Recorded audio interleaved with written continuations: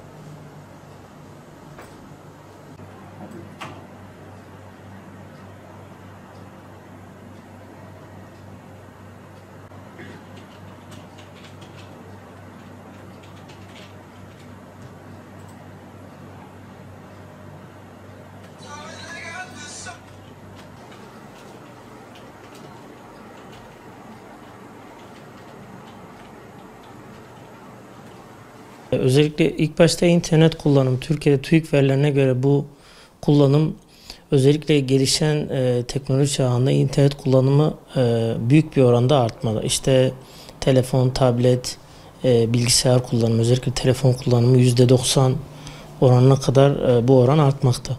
Burada önemli olan nokta aslında bizim bu kullanımla ilgili en azından bilinçli kullanımı ile ilgili hem ebeveyn olarak hem kişiler olarak bu konuda kendimizi bilinçlendirmemiz. Yani dijital okuryazarlık oranıyla ilgili de konuşmamız gerektiğini düşünüyorum.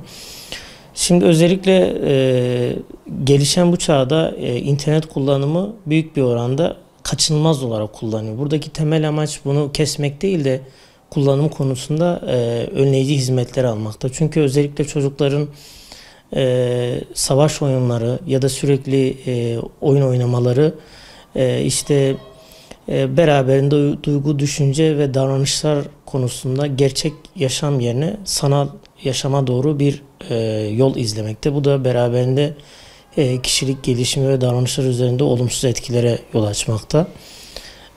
Beraberinde özellikle gençlerin gerçek yaşamdaki oyun alanlarının, oyun aktivitelerin desteklenmemesi ya da çocukların hızlı çözümler konusunda ebeveynlerin sürekli oyunları devreye sokmaları beraberinde çocuklar için de kaçınılmaz olarak bir sürece doğru yol açıyor. Burada ebeveynler olarak üzerimize düşen yani evet zor bir süreç. Yani işte ebeveynin yemek yedirme davranışıyla çocuğa bu süreci dahil etmesi beraberinde çocuk için artık zamanla bu ekran kullanımının, özellikle oyunların ya da video izlemeden beraberinde oyuna yol alan bir sürecin zamanla çocuk için normal bir sürece oluşmaya başlıyor. Yani doğal bir ihtiyaca dönüşüyor. Ebeveyn tarafından bunun kontrol edilmemesi gitgide kontrolsüz kullanımına sebep oluyor. Tehlike eğer siz önleyici hizmetleri almazsanız beraberinde baktığımız zaman zaten büyük bir artma var. Bu artma daha da artmaya başlayacak. Çünkü sebebi ise kontrolsüz bir kullanım söz konusu.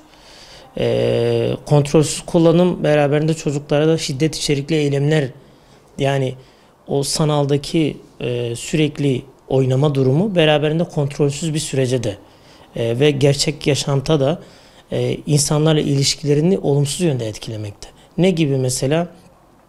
Ebeveyni bir talebi doğrultusunda ya da bir şey söylediği zaman çocuk agresif bir davranış sergilemeye başlıyor. En ufak bir şeyde işte kendi aralarındaki kullandıkları o kötü iletişim ağı, sürekli işte argo kelimeleri ya da bu normal gerçek yaşamda da bunu sergilemeye başlıyor. Yani bunun için sanalı artık gerçeklikten ayırt etmemeye, bu da beraberinde kişi için zaten tehlikeli bir sürece doğru yol açıyor. Yani önemli olan burada sanal gerçeklik yerine gerçek gerçekliğe bizim kendimiz birebir olarak yönelelim ki çocukları da bu gerçek hayata daha iyi rehabilitasyonu sağlayalım. Zor bir süreçten geçiyoruz ebeveynler olarak. Biz ne kadar desek ki en basit bir sorun karşısında bu hızlı çözüm olarak ekranı, oyunu dahil ettiğimiz zaman çocuk için doğal bir sürece dönüşmeye başlıyor ki bu da tehlikeli bir süreç söz konusu oluyor. Bunun için ebeveynler olarak yapacağımız şey ne olursa olsun en azından ekransız kullanımın olduğu aktiviteler beraberinde bir aile saati programı olabilir. Beraberinde ebeveyn olarak bizim onları gerçek oyunları, sokak oyunlarına dahil olarak onları teşvik etmek. Çünkü biz burada rol model olduğumuz zaman çocuk için de bu azalmaya başlayacak. Beraber kitap okuma kütüphanelerine beraber dahil olmak. Beraber yani rol model olarak bizim kendimizden başlamamız gerekiyor ki çocuklar da bu yansıması olsun. Yani sadece söyleyerek değil lütfen davranış olarak biz kendimiz yaptığımız zaman gençler, çocuklar bunu yapmaya başlar. Çocuklar hangi kaynaktan beslenirse o yönde davranışlar, tepkiler sergilemeye başlar. Onun için sağlıklı kaynak, sağlıklı tepkilerle doğru orantılı. Lütfen beslendiğimiz kaynaklara bu konuda hepimizin hem dikkat etmeliyiz ki çocuklar da bu konuda, gençler de bu konuda iyi bir şekilde etkilensin, sağlıklı davranışlar sergilesin diyelim.